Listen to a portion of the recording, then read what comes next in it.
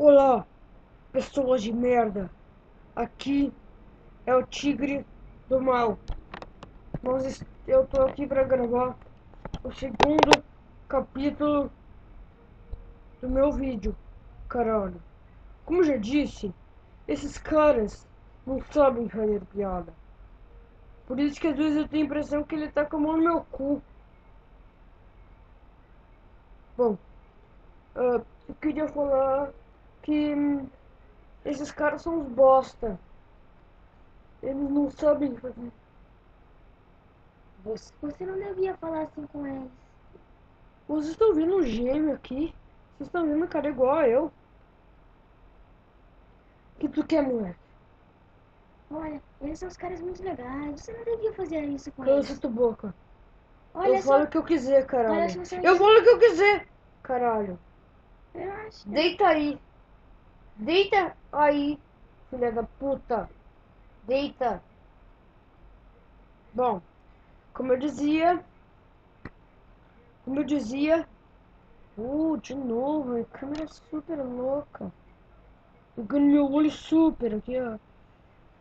Bom, como eu dizia, esses caras são um pedaço de bosta. Uns cocô cagado. E também eles não sabem fazer piadas. Que esse filho da puta já quer encher o saco de novo? Olha, eu acho você um gênio, tigre super legal, sabe? Mas, Legal é o caralho. Legal olha é só. chupar bucetas. Legal é se masturbar, caralho. Olha, mas você não Legal devia não falar sou assim. eu. Olha assim, meu amigo. Foda-se o que você pensa. Olha, meu amigo. Foda-se.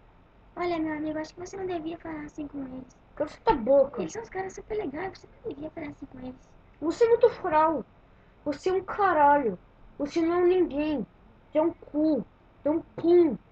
Você é um bicho que desaparece agora. Ah!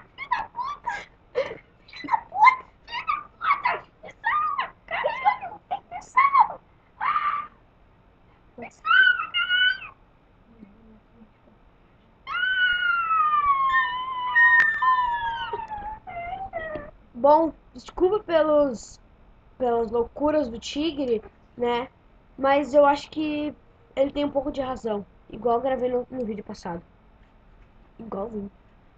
Bom, o Vitor tá aqui, só que tá ficando louco, né? Então ele não pode dar um oi, não.